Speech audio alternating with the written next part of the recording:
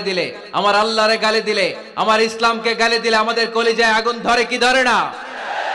নবীকে গালি দিলে কলিজায় আগুন লাগে, কোরআনকে গালি দিলে কলিজায় আগুন লাগে। কার কার কলিজায় আগুন লাগে হাত তুলে আল্লাহর দেখা।